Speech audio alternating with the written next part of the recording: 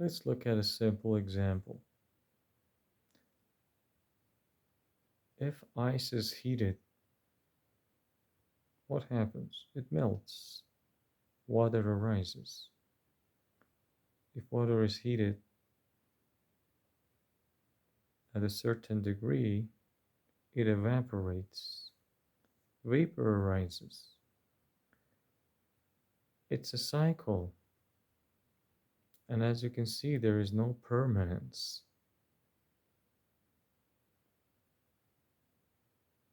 Ice does not remain ice, does not remain as ice. It gives of its own state. Solid, fluid. The same goes for water, fluid, vapor.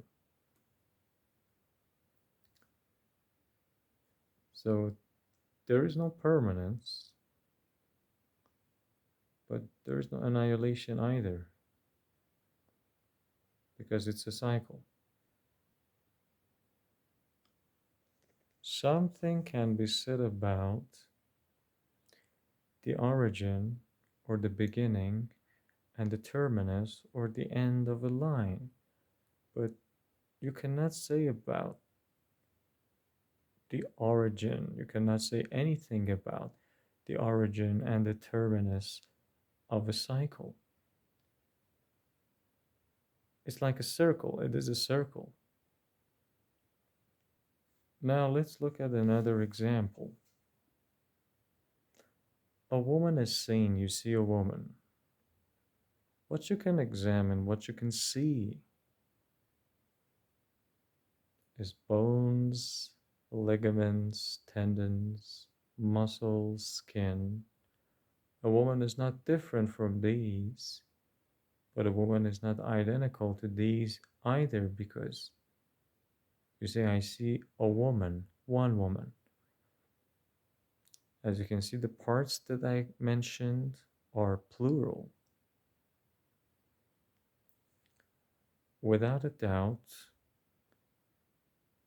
a woman or the woman is evident, but when you look for it, you cannot find it. It's like a rainbow. It is evident, but when you go towards it, you try to catch it, it disappears.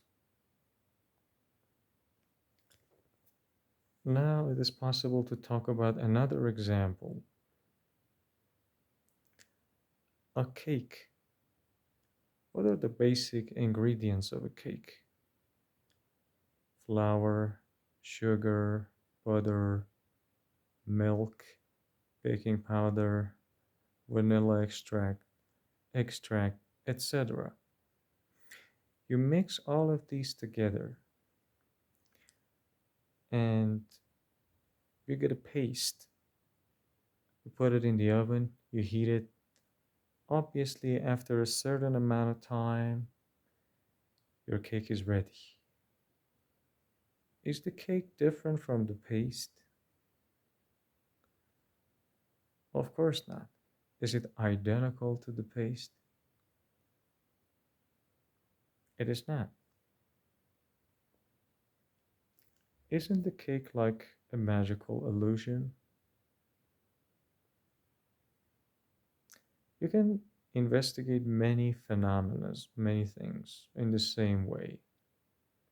When I talked about the woman, you can examine a scarecrow. It gives the impression of a person being there in the field. That's why it's scarecrows, but there is no scarecrow. So it is said conventionally there is a scarecrow, but the scarecrow is a name. When you look for it analytically, it is not to be found.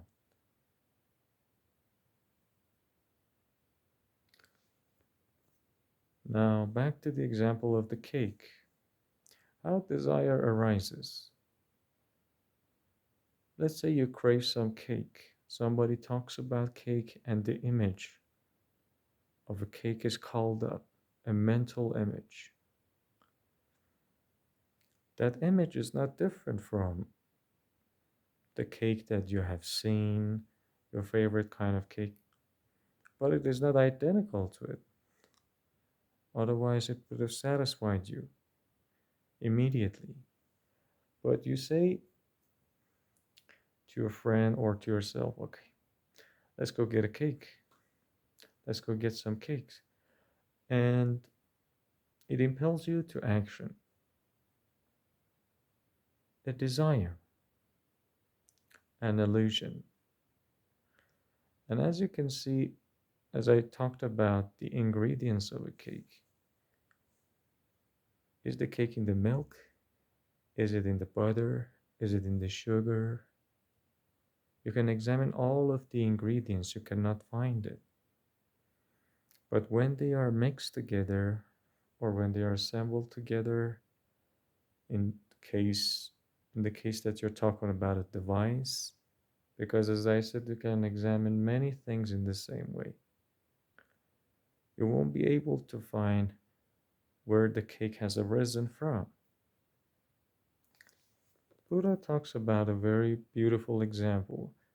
He says that a blind man cannot walk by himself, nor can a lame man do so. But when the lame man sits on the shoulder of the blind man, then walking becomes possible. As you can see, the mind does not drink, it does not walk, it cannot, it cannot eat, it does not eat, and the body by itself, it has no desire to walk, it has no desire to eat, etc. But when these two are binded together, then desire arises.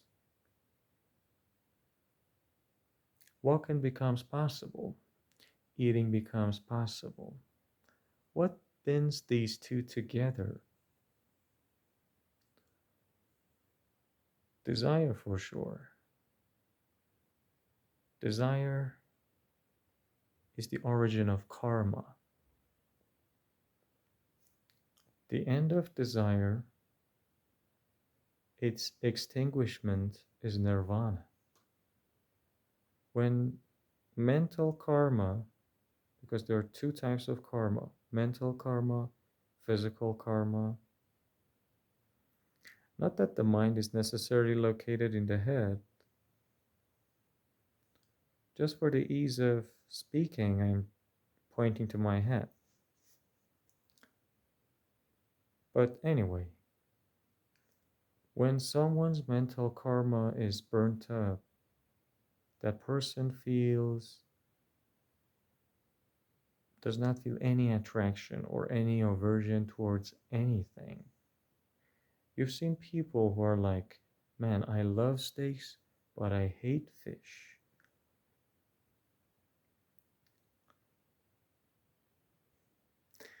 You see, it's a simple example so you would remember it.